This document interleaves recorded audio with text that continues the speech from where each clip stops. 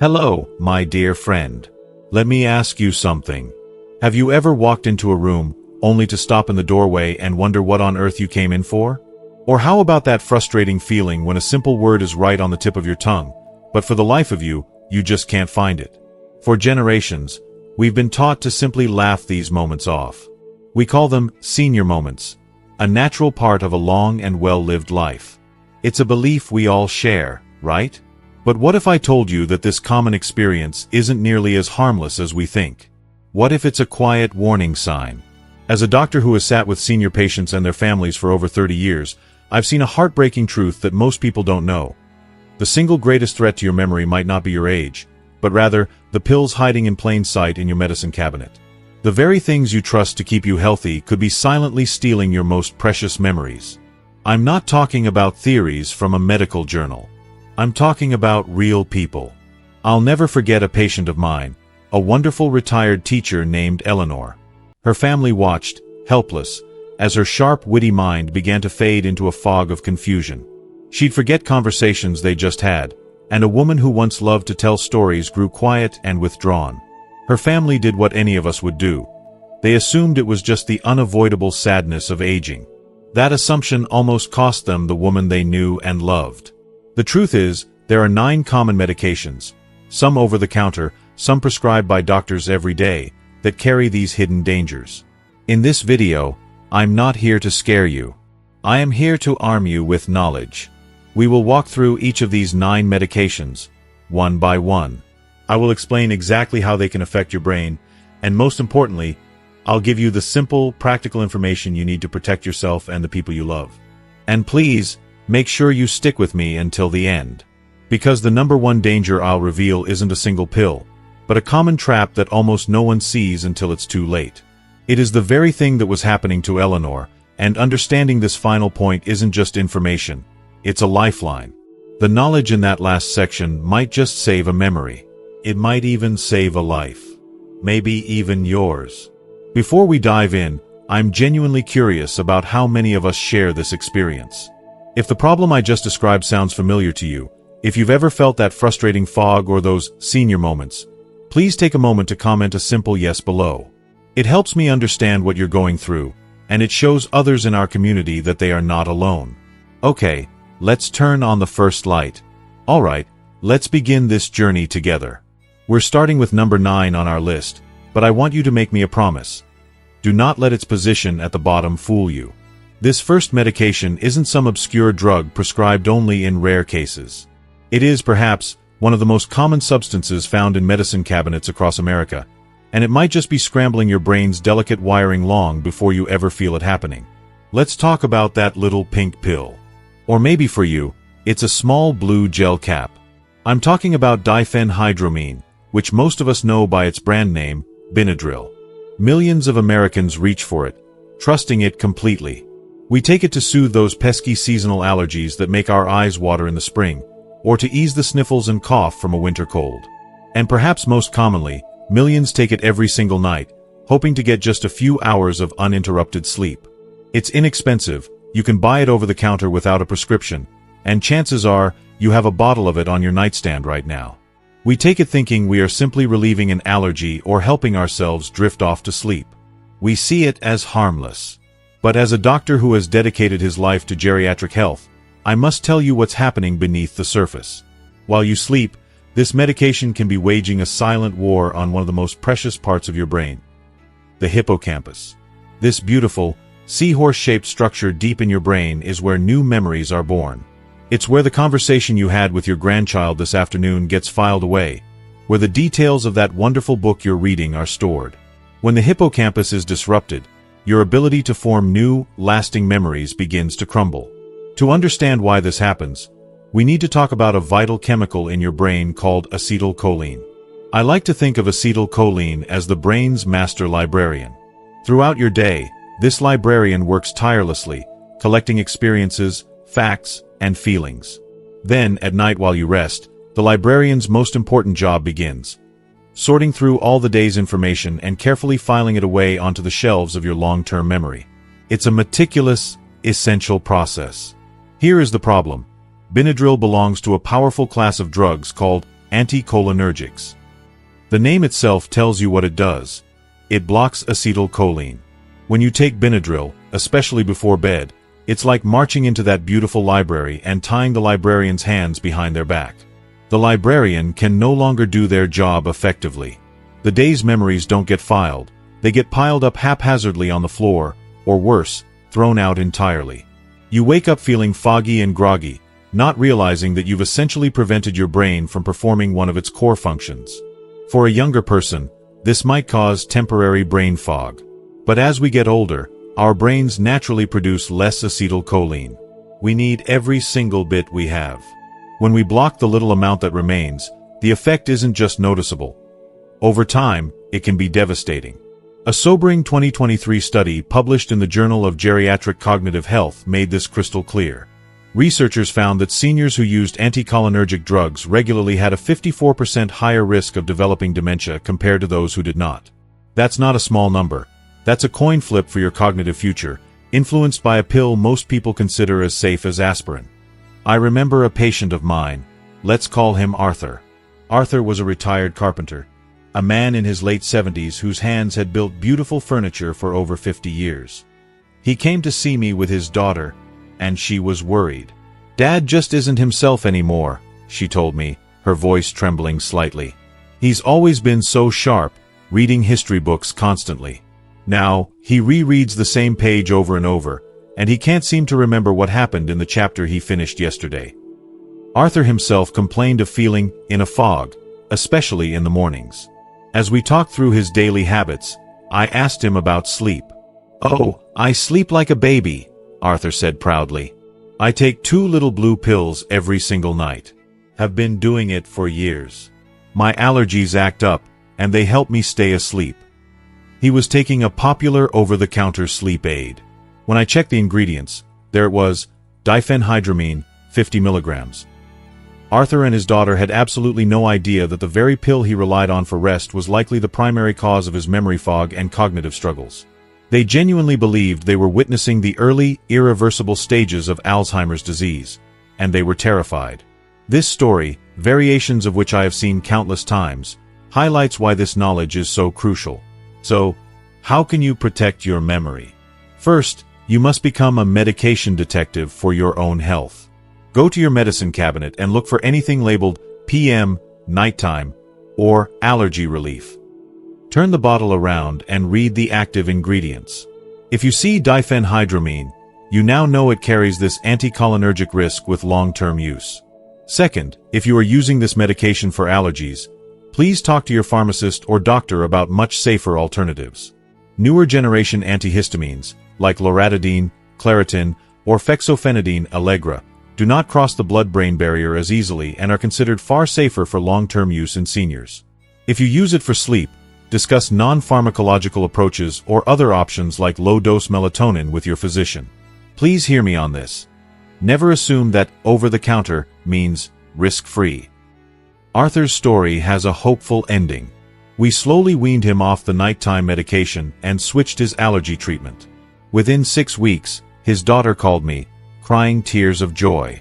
"He's back, doctor," she said. He finished his history book and actually argued with me about the finer points of the Civil War last night. He's back. You deserve that clarity, too. Chek Chan Roy. Twa si trien kai muk so 8 theodung. Ka truck kim tu thap vang, ma banda chi din. Twa si mo rong noi dung, longep ka chuyen. Fantich chuyen jia va jai fap tukti de dat duok du dai va chiu sao kam suk and thiet. Duway tri hin mao nuoi bak si jia din thong tai. Nuoi kachuyen, trong vi bak si, gat dao ne, on mat the hien su nium tuc and hung van day thou cam. Ong teep tuc ka chuyen mot catch lean mok. That brings us to number 8. This next one is a little different. It doesn't disrupt your brain's librarian directly.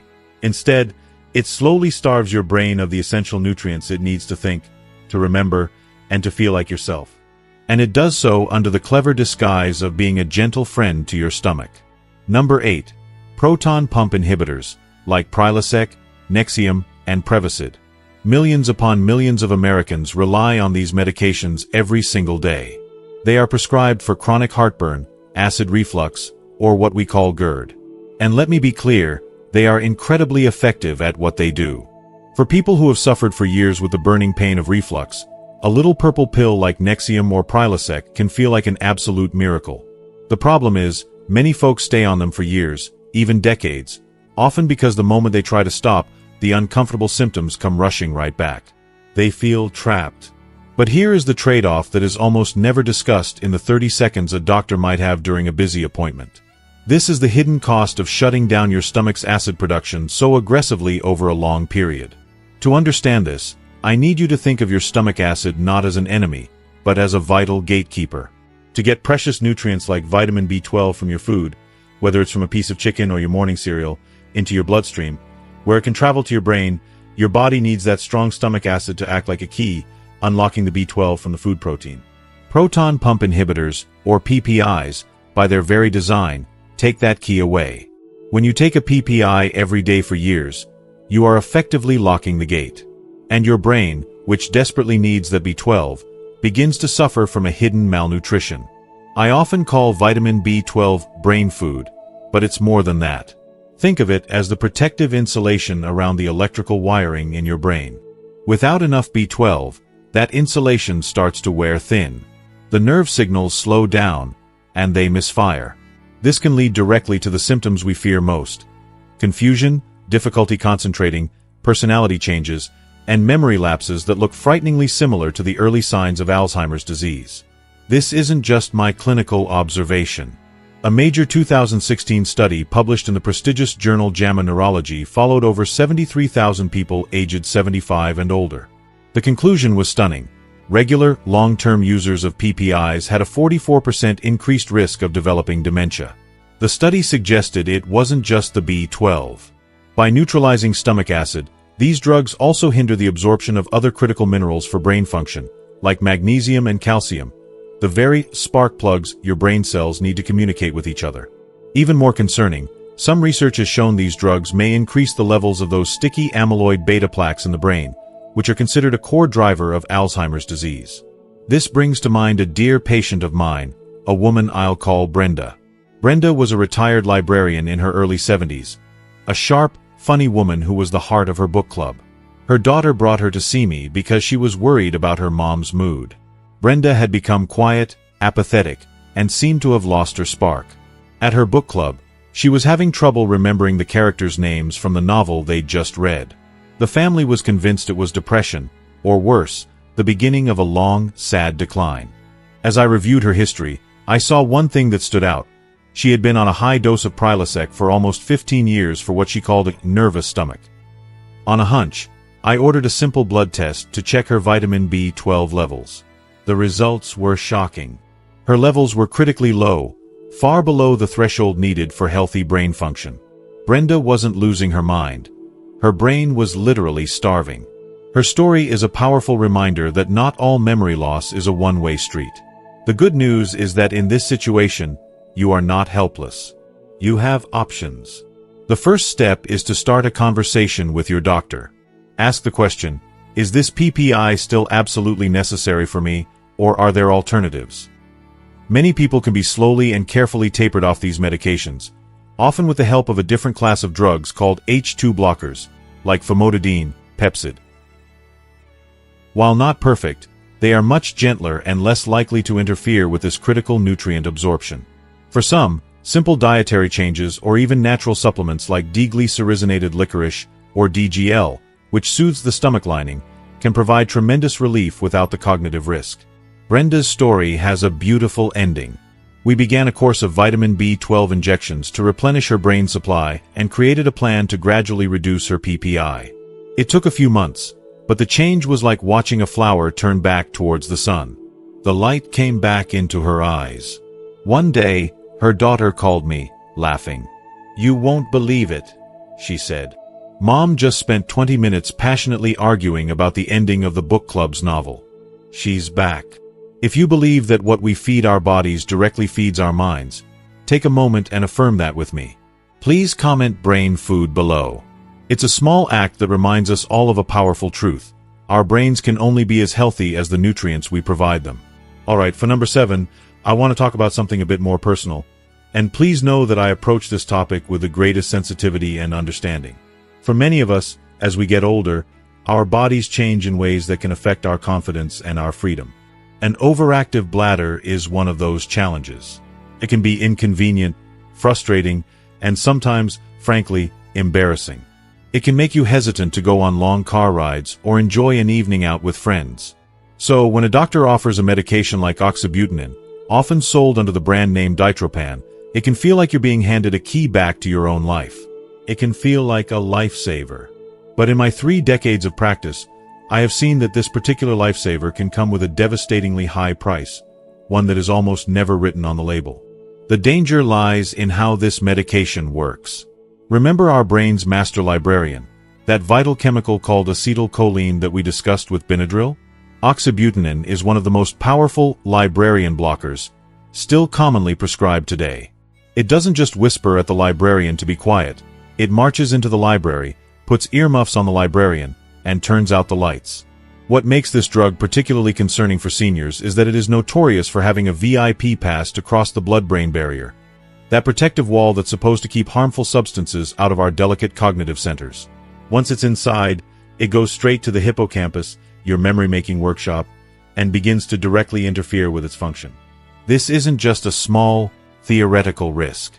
A large and respected 2019 study in the British Medical Journal found that people over 65 who took strong anticholinergic drugs like oxybutynin for more than just 1 year had a staggering 49% higher risk of developing dementia. That's nearly a coin toss for your cognitive health, all from a pill meant to help you feel more secure. And this brings me right back to my patient, Eleanor, the retired teacher I mentioned at the beginning. This was one of the key medications in that chemical storm that was brewing in her brain. Her son, Michael, told me how the changes started. At first, it was small things. She'd miss a weekly lunch appointment with a friend, something she'd never done. Then, she started misplacing her keys and her purse constantly, growing frantic and upset. The most painful part for Michael was watching his mother, a woman who loved deep conversation, start to get lost in the middle of simple stories. The family, with heavy hearts, simply assumed this was the beginning of an inevitable decline. They chalked it up to her age, never once thinking to connect it to the little white pill she took faithfully every single morning for her bladder.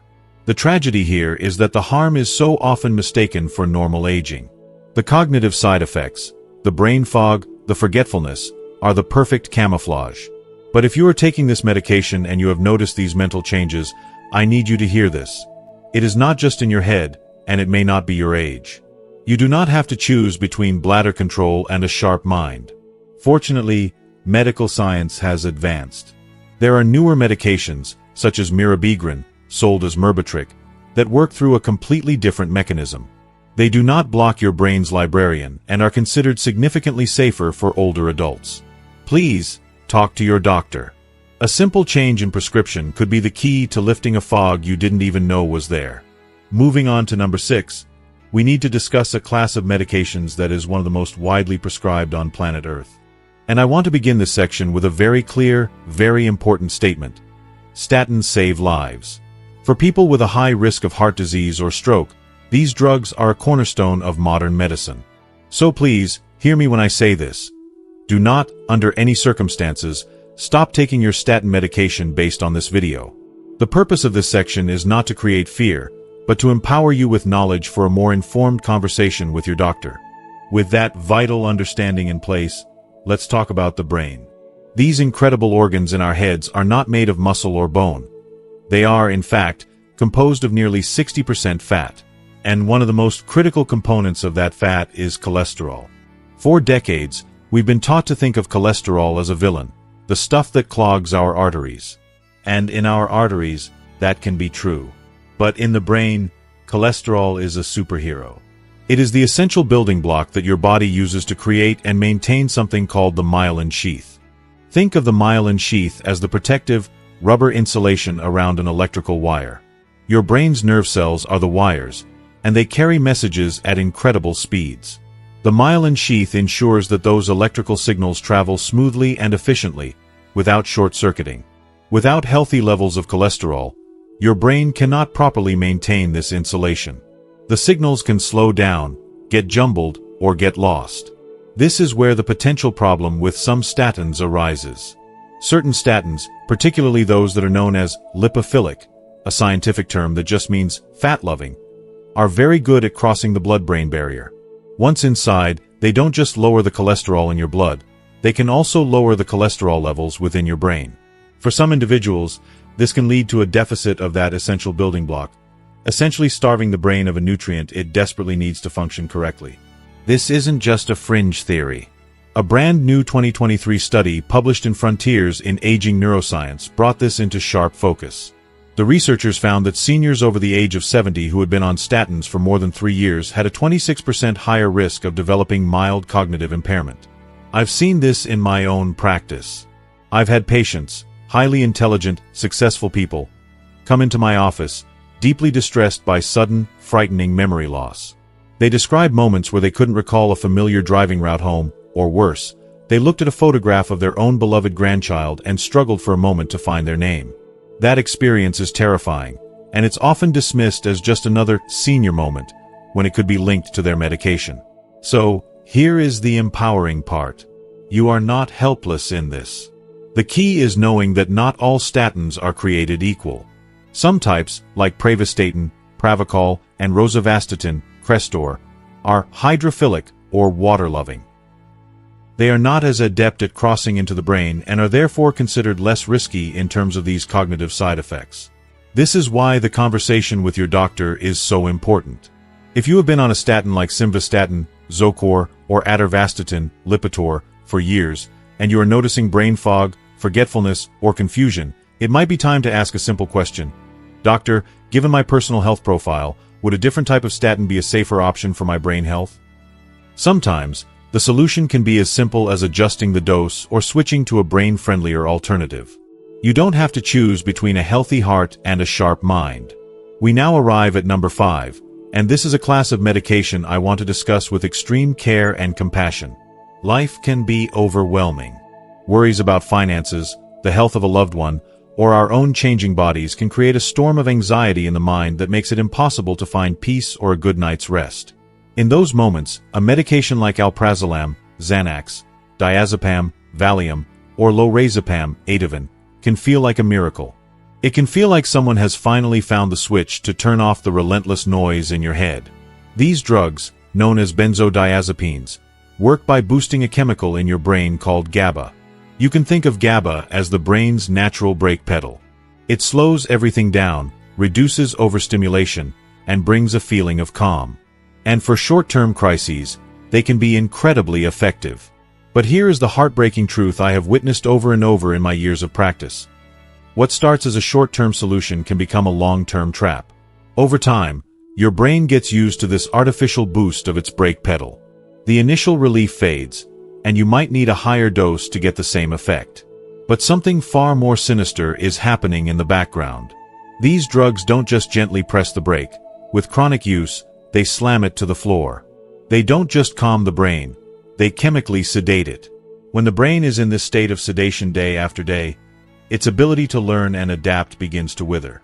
It becomes less flexible. Your memory librarian becomes sluggish and inefficient. The process of forming new memories slows to a crawl. This isn't just a feeling. It's a physiological reality. A large-scale 2022 study published in the prestigious British Medical Journal followed over 8,000 seniors for several years. The results were a clear and dire warning. Individuals who had used benzodiazepines for more than just 3 months had a 51% increased risk of developing Alzheimer's disease. The stories my patients on these drugs tell me are eerily similar. They use the same words. They describe feeling like they're living their life in a fog, or behind a pane of glass. They feel disconnected from their own emotions, from their loved ones, and from the vibrant people they used to be. The joy feels muted, and the world seems to lose its color. But the cruelest part of this trap is how hard it is to escape. When someone tries to stop taking the medication, their brain, which has forgotten how to use its own brake pedal, can go into a state of extreme overdrive. The withdrawal symptoms, severe anxiety, agitation, insomnia, even seizures, can be so terrifying that the person becomes convinced they cannot live without the pill. They believe the medication is essential for their survival, when in fact, it is the very source of their suffering. If this story resonates with you, if you are caught in this cycle, I need you to hear me very clearly. Please, do not stop taking this medication suddenly on your own. This can be extremely dangerous. But you are not without hope. The first step is to find a compassionate doctor who understands this process and will work closely with you to create a very slow, very gentle tapering plan to safely reduce the dose over time. There are other, safer ways to find peace. Safer, non-sedating anti-anxiety medications like buspirone exist, and non-drug approaches like cognitive behavioral therapy have proven to be incredibly effective for both anxiety and insomnia, helping you reclaim your calm without sacrificing your memory. You can get off this medication, and you can get your mind back. Alright, let's move on to number 4. This is a medication that has been around for a very long time, and sometimes that long history gives us a false sense of security. It's an older antidepressant called amitriptyline, often sold under the brand name Elavil. Now, it's not prescribed as much for depression anymore, but I see it being used constantly in my practice for other reasons. For chronic nerve pain, like the kind you get from shingles or diabetes, as a prevention for debilitating migraines, and very commonly, at a low dose, as a powerful sleep aid. On the surface, it seems like a useful, multi-purpose pill. But underneath that surface, hiding in its old-fashioned chemical structure, is a secret that makes it particularly risky for the senior brain. Of all the drugs we've discussed, this one is one of the most powerful and potent librarian blockers, or anticholinergics, still in wide circulation today. It doesn't just ask the librarian to be quiet. It gags and binds the librarian, effectively shutting down a huge portion of the brain's memory filing system for hours at a time.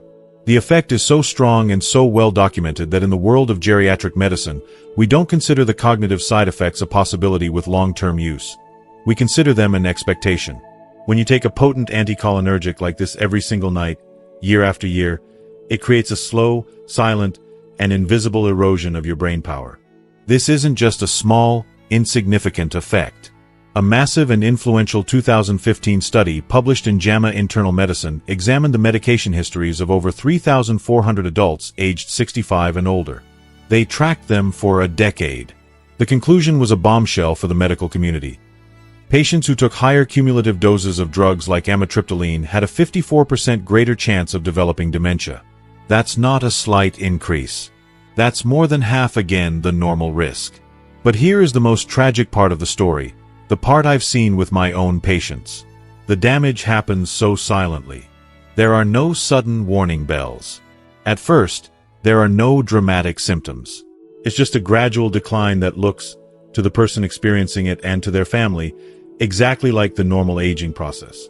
It starts with having more trouble finding the right word. Then it's misplacing things more often. Then it's a subtle difficulty in following complex conversations.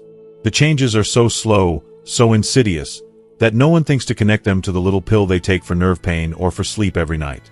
They accept it as their new reality, never realizing it's a drug-induced impairment, not a natural decline.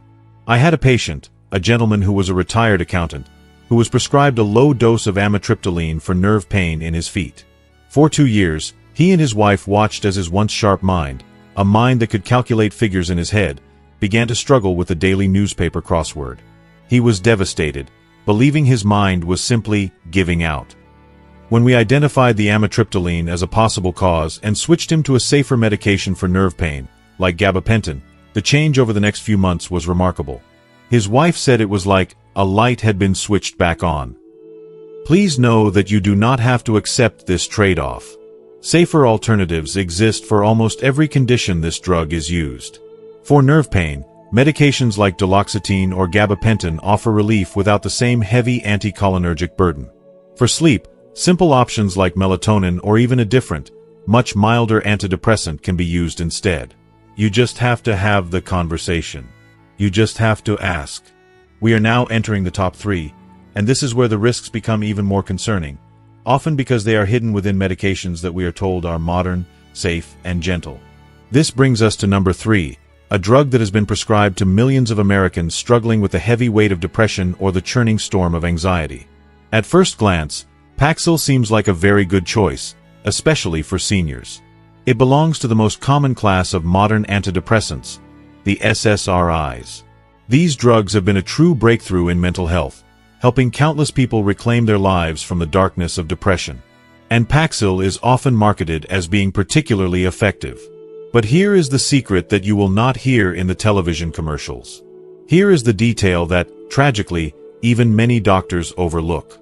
Among all the widely prescribed SSRIs, a family of drugs that includes medications like sertraline, Zoloft, escitalopram, Lexapro, and fluoxetine, Prozac, Paxil is the odd one out. It is the only one that carries a second, hidden effect. It has significant anticholinergic properties. This means that while it is working to balance your serotonin levels to improve your mood, it is simultaneously working in the background to block your brain's master librarian, acetylcholine. This one single detail makes it drastically different and, in my professional opinion, a much riskier choice for anyone over the age of 60. You are essentially taking a mood lifter that comes with a built-in memory blocker. This isn't just a minor chemical quirk. We can see the real-world consequences. A large 2021 review published in Frontiers in Psychiatry looked specifically at the cognitive profiles of elderly patients taking different antidepressants. The findings were stark. Within the first 12 months of treatment, patients taking Paxil showed measurable, noticeable declines in their short-term memory, their ability to recall words, and their attention span when compared to patients taking other, similar SSRIs. The irony is almost cruel. A person starts taking Paxil to clear the mental fog of depression, only to find themselves slipping into the chemical fog of cognitive impairment caused by the medication itself. They may feel less sad, but they also feel less sharp, less focused, and less like themselves. This is why the American Geriatric Society, a leading organization of experts dedicated to the health of older adults, has formally placed paroxetine on its Beers criteria list. This is an official, evidence-based list of medications that are considered potentially inappropriate and high risk for older adults. It's a formal warning from the top experts in the field. I had a patient, a lovely woman who had recently lost her husband and was struggling with grief and depression. Her well-meaning primary care doctor started her on Paxil. A few months later, her children brought her to see me, worried that her grief was turning into early-onset dementia. She was forgetting names, appointments, and seemed disoriented. They were terrified they were losing their mother to 2 diseases at once. The very first thing we did was work with her to slowly and safely switch her from Paxil to a different SSRI that didn't have the anticholinergic effect. It was not an overnight fix, but over the next few months, the cognitive fog lifted. Her true personality, clouded by both grief and the medication, began to shine through again. With this medication, the fix is often straightforward, but it is essential. If you or a loved one is taking Paxil for depression or anxiety, please use this information to start a conversation with your physician. Ask about the possibility of switching to a safer alternative like Zoloft or Lexapro, which are much better tolerated by the senior brain and do not carry this same cognitive risk. You should never have to sacrifice your memory to protect your mood. Coming in at number 2 is a class of drugs that, frankly, should send a shiver down your spine: antipsychotics. You may have heard of them by their brand names, like Seroquel or Risperdal. Now, this is what's truly alarming. These are incredibly powerful medications, developed and intended for severe psychiatric conditions like schizophrenia. But here's the frightening truth. A quiet epidemic is happening in our nursing homes, assisted living facilities, and even hospitals. These drugs are frequently being prescribed off-label to manage agitation or restlessness in our seniors with dementia. I want you to pause and think about the tragic irony of that for a moment. We are using chemical sledgehammers, known to potentially worsen cognitive function, to treat the behavioral symptoms of cognitive decline. It's a heartbreaking paradox that is leaving a trail of silent devastation. This isn't just speculation. The scientific evidence is devastating. A landmark 2022 study published in The Lancet, one of the world's most respected medical journals, delivered a sobering verdict. It found that seniors with dementia who were prescribed these drugs were a staggering 71% more likely to experience a significant worsening of their cognitive decline within just 12 months. The mechanism behind this is no mystery.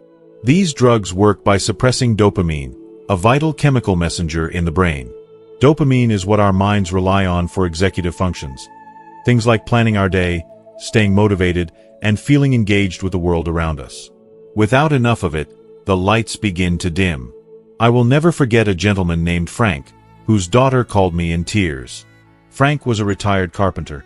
a man who always had a booming laugh and hands covered in sawdust from his latest project in the garage. After a fall led to a hospital stay, he was put on a low dose of one of these drugs for sundowning. When he came home, the family said it was like the man they knew had been erased. He was physically there, but his personality, his spark, had vanished. They used a word I hear all too often, zombified. This is what dopamine suppression looks like up close. It's the slow fading of a soul. So, what can you do? If a loved one, your spouse, your parent, your friend, is on one of these drugs, you have the right, and I would say the responsibility, to ask hard questions. Ask the doctor directly, why was this specific medication prescribed? Have we explored all non-drug alternatives? Is this absolutely necessary for their safety and well-being? Often, the root cause of agitation isn't a brain malfunction, but something simple. An undetected urinary tract infection, chronic pain, overstimulation, or even profound loneliness. And now, we've arrived at the #1 most dangerous medication for accelerating dementia in seniors. You might be expecting me to name a single pill, a single culprit you can write down and watch out for. But the most insidious threat to our minds isn't one drug.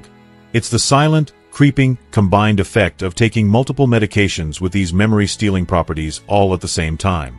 Doctors have a term for it, polypharmacy. It's the cumulative burden, the snowball effect of a chemical cocktail slowly fogging the brain, where the combined impact is far greater and more dangerous than the sum of its parts.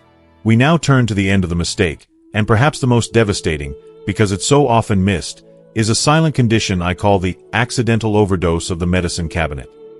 The technical term is anticholinergic polypharmacy. It's a mouthful, I know. But what it means is simple. You're taking multiple, seemingly harmless medications that, when combined, create a toxic storm in the brain. This is the hidden danger no one talks about. And this is precisely what was happening to Eleanor, the sweet grandmother we talked about at the beginning. On the surface, her medicine cabinet looked perfectly normal. She was taking a common over-the-counter sleep aid containing diphenhydramine. You might know it as the active ingredient in Benadryl.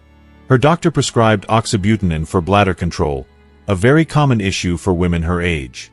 And for some persistent nerve pain in her legs, she took a low dose of an older medication called amitriptyline. Individually, each pill seemed like a small, manageable solution to a specific problem. But together, they were like three small streams merging into a powerful, destructive river inside her brain. They created a massive anticholinergic load, a chemical burden that was systematically shutting down the very pathways her brain needed to form new memories and think clearly. And please, don't think this is just a rare theory. This is a well-documented medical fact. A major analysis published in the respected journal Age and Aging in 2022 looked at the health records of over 280,000 older adults. The results were staggering. They found that individuals with the highest anticholinergic burden had a 120% increased risk of developing dementia. Let me say that again in plain English. Their risk more than doubled. This isn't a small factor. It's a giant, flashing red warning light that is too often ignored. But here is the most hopeful, most important thing I will share with you today. Eleanor's son, Michael, finally felt something was deeply wrong. He gathered every single pill bottle, prescriptions, over-the-counter aids, everything, and took that list to a pharmacist who specialized in caring for older adults, a geriatric pharmacist. That pharmacist immediately saw the red flag. Working carefully with Eleanor's doctor, they began a process called deprescribing. They didn't just stop the medications. They slowly and safely swapped them for safer alternatives. And what happened next was nothing short of a miracle. Slowly, like the sun burning through a thick morning fog, Eleanor started to come back. The real Eleanor. The woman who cherished her garden and could spend hours telling her grandkids stories about growing up in the countryside. Her dementia wasn't a one-way street. It was drug-induced, and because of that, it was often reversible. When that chemical burden was lifted, her brain could begin to heal. This brings us to the most empowering part of our talk today. You have the power to investigate this for yourself or a loved one. Polypharmacy isn't an inevitable disease of aging. It's a preventable, often correctable situation. Your first, simplest step is to create a complete list of every single thing you take and have it reviewed. So, let's come back to where we started. with our dear friend Eleanor. After her son, Michael, took that crucial step of having her full medication list reviewed, and those memory thieves we talked about were replaced with safer alternatives, something truly wonderful began to happen. It wasn't an overnight switch. But slowly and gently, like the sun burning away a thick morning fog, Eleanor returned to them. The real Eleanor. She started remembering the old family recipes she was famous for, the ones everyone thought were lost forever. She began to join in on conversations at the dinner table again, adding her witty comments, not just sitting quietly. That special sparkle in her eye, the one her family cherished so much, came back. Her story isn't just a heartwarming tale. It's a powerful lesson for every single one of us. It teaches us an invaluable truth. You are not a helpless victim of your age or your medicine cabinet. You are the most powerful guardian of your own brain health. The memory loss caused by the wrong combination of drugs is often preventable, and in many cases, it is even reversible. Your mind is worth fighting for, and the first step in that fight is simply being aware. Outro. The action commitment. And so, as we close our time together, we've explored a critical danger that can truly impact our golden years. But knowledge is only powerful when we put it into action. So now, I have one important question for you, and I ask that you think on it for a moment. What is the one commitment you are making to yourself this week after watching this video? It doesn't have to be a giant leap. It could be as simple as, I will make that call to my doctor or pharmacist to schedule a medication review. Or maybe it's just, I will finally gather all my pill bottles into one bag to see the full picture. Whatever your first step is, no matter how small it seems, please share that personal commitment in the comments below. Reading your commitments will inspire others here to take that first brave step for themselves. And if this conversation has resonated with you, if it sparked a little bit of hope or a new idea, please show your support by giving this video a like. It truly helps this message reach more people who need to hear it. To make sure you continue on this journey with us, hit that subscribe button. It's more than just a click. It's your way of joining our community, a circle of friends dedicated to supporting one another as we navigate these years with wisdom and strength together. Finally, think of just one person in your life, a friend, a sibling, a neighbor, who needs to hear this message. Please, share this video with them. You could be giving them the priceless gift of clarity, hope, and maybe even giving them their loved one back, just like Michael got his mom back. Thank you for spending your valuable time with me today. Stay healthy, stay empowered, and I'll see you in the next video.